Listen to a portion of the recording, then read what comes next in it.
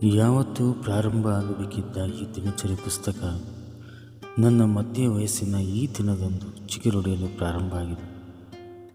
ತುಂಬ ತಡ ಆಯಿತು, ಅದು ನನಗೂ ಗೊತ್ತು. ಆದರೆ ಇವತ್ತಿಗಾದರೂ ಅದು ಸಾಧ್ಯವಾಯ್ತಲ್ಲ, ಅಷ್ಟು ಸಾಕು.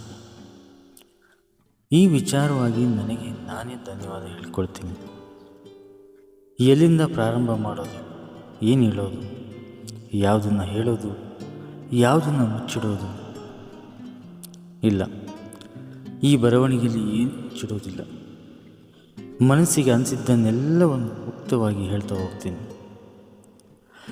ಜೀವನದಲ್ಲಿ ಅದೆಷ್ಟೋ ವಿಚಾರಗಳು ಮನಸ್ಸಿನಲ್ಲಿ ಹುಟ್ಟಿದ್ರೂ ಅಲ್ಲಿಂದ ಹೊರಬರಲಿಕ್ಕೆ ಆಗದೆ ಅಲ್ಲಿಯೇ ಉಸಿರುಗಟ್ಟಿ ಸಮುದ್ರದಿಂದ ಹೊರತೆಗೆದ ಮೀನಿನ ಹಾಗೆ ಬಿಲಬಿಲನೆ ಒದ್ದಾಡಿ ಪ್ರಾಣವನ್ನೇ ಬಿಟ್ಬಿಡ್ತವೆ.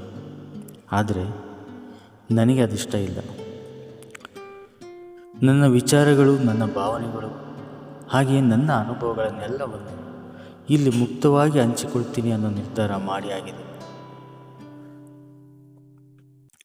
ಸಾಮಾನ್ಯವಾಗಿ ನಾವು ಮಾತನಾಡುವಾಗ ನಮಗೆ ಅನಿಸಿದ್ದನ್ನೆಲ್ಲವನ್ನು ಹಾಗೆ ಹೇಳಿಬಿಡ್ತೀವಿ. ಅಷ್ಟಾಗಿ ಯೋಚಿಸೋದಕ್ಕೆ ಹೋಗಲ್ಲ, ಯೋಚಿಸೋದಕ್ಕೆ ಸಮಯನೂ ಇರೋದಿಲ್ಲ. ಆದರೆ ಬರವಣಿಗೆ ಅನ್ನೋದು ಆಗೋದಿಲ್ಲ.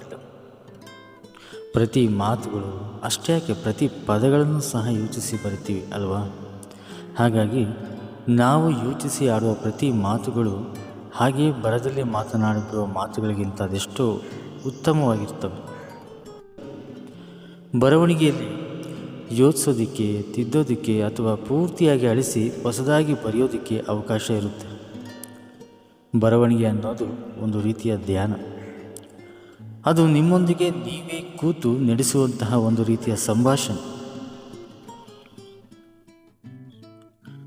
ಪ್ರತಿಯೊಬ್ಬರಲ್ಲಿಯೂ ಅವ್ರದ್ದೇ ಆದ ಸುಖ, ದುಃಖ, ಬಯಕೆ, ಬಳಲಿಕೆ, ಅನುಭವ, ಅಭಿರುಚಿ, ಯೋಚನೆ ಹೀಗೆ ಅದೆಷ್ಟೋ ಹಂಚಿಕೊಳ್ಳಲಾರದ ವಿಚಾರಗಳು ಇದ್ದೇ ಇರ್ತವೆ. ಅವನ್ನೆಲ್ಲವನ್ನು ಬರವಣಿಗೆಗೆ ತಂದು ಮನಸ್ಸು ಸಹ ಹಗುರಾಗ್ತದೆ. ಏನೋ ಒಂಥರ ಆನಂದ, ನೆಮ್ಮದಿ, ಉತ್ಸಾಹ ನಿಮ್ಮಲ್ಲಿ ಶುರುವಾಗುತ್ತೆ. ಈ ಪ್ರಪಂಚದಲ್ಲಿ ನಿಮಗಾಗಿಯೇ ಸಮಯ ಮೀಸಲಿಟ್ಟು ಸದಾ ನಿಮ್ಮನ್ನು ಆಲಿಸುವಂತಹವರು ಎಷ್ಟು ಜನ ಸಿಗ್ತಾರೆ ಹೇಳಿ? ಬಹುಶಃ 2 ಅಂಕಿ ದಾಟಲಿಕ್ಕಿಲ್ಲ ಅಲ್ವಾ? ನಮ್ಮ ಜೀವನ ನಮ್ಮ ಜವಾಬ್ದಾರಿ. ನಮ್ಮ ಜೀವನದ ಕುರಿತು ನಾವೇ ಯೋಚಿಸಬೇಕು. ನಮ್ಮ ಜೀವನವನ್ನು ನಾವೇ ರೂಪಿಸ್ಕೋಬೇಕು. ದೇವರು ಸಹ ನಮ್ಮ ಜೀವನದಲ್ಲಿ ಮೂಗು ತೋರಿಸೋದಿಲ್ಲ ಅಂತ ಅಂದ್ಕೊಳ್ತೀನಿ. ಒಂದು ರೀತಿಯಲ್ಲಿ ನಮ್ಮ ಜೀವನದ ದೇವರುಗಳು ನಾವೇ ಆಗಿರ್ತೀವಿ.